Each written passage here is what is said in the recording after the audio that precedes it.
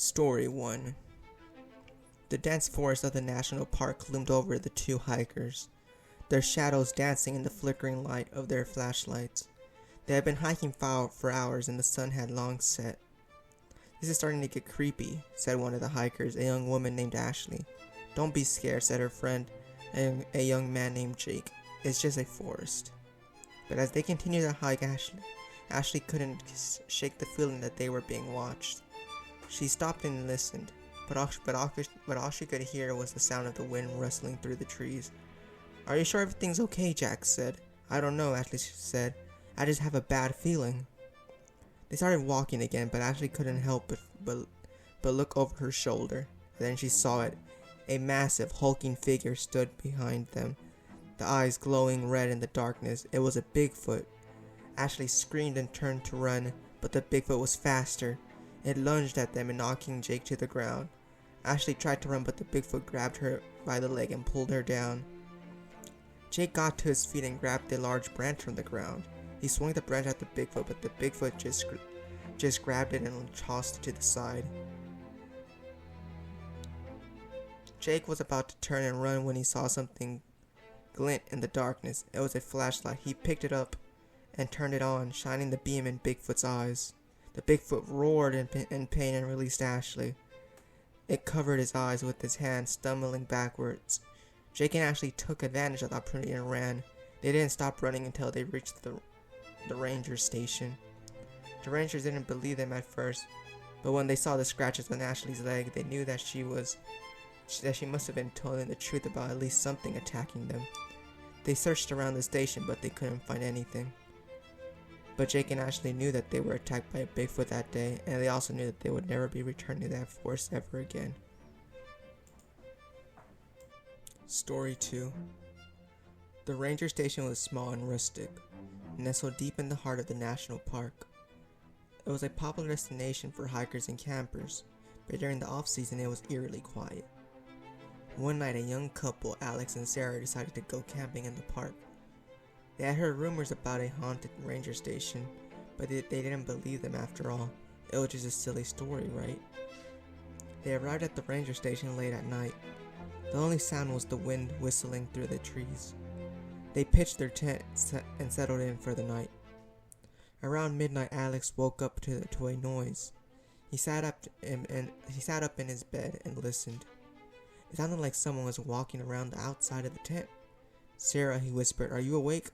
Sarah didn't answer. Alex got out of his bed and cautiously unzipped the tent flap. He peered out into the darkness, but he couldn't see anything.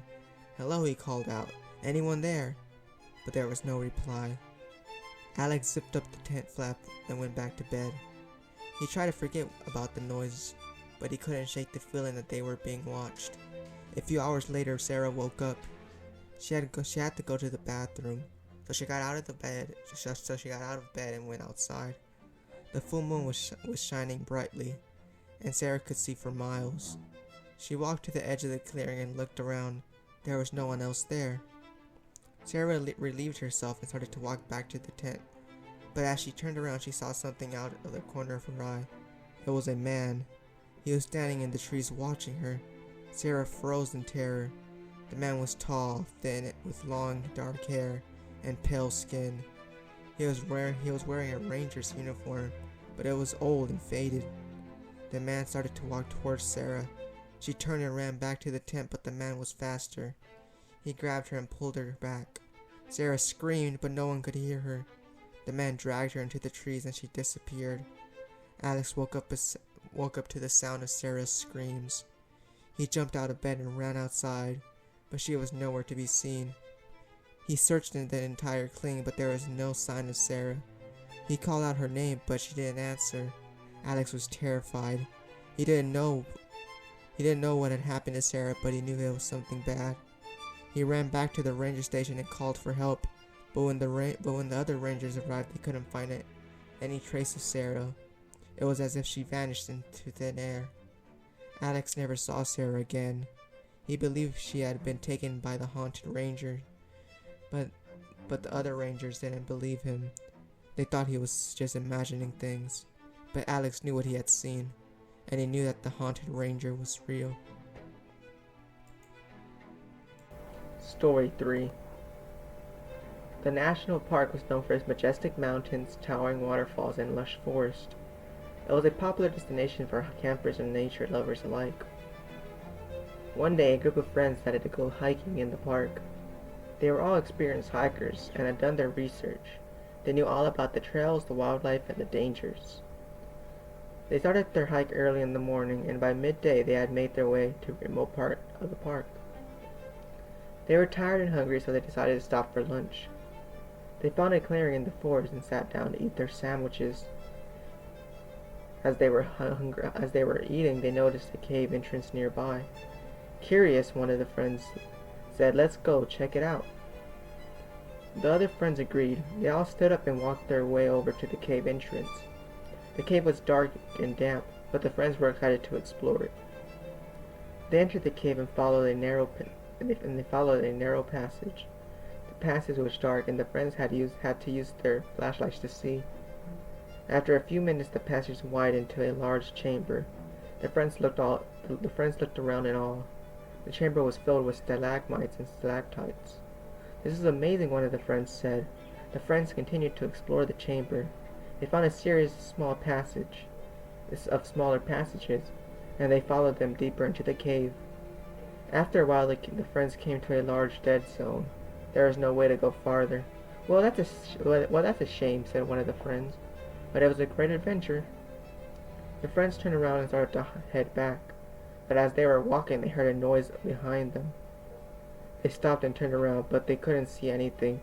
"Did you hear that?" one of the friends said. "Yes," said another friend. "It sounded like a growl." The friends started to feel uneasy. They decided to head back to the cave entrance as quickly as possible. As they were walking, they heard the growl again. It was closer this time. The friends started to run. They could hear the creature getting closer and closer. They finally reached the cave entrance and burst out into the sunlight. They ran all the way back to their car and didn't stop running until they were safely away.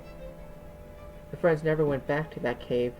They knew that something was inside that cave and was haunting it as well. The cave remains a mystery to them, but the friends' story reminds them that there is dangers to be found in the wilderness. Story 4.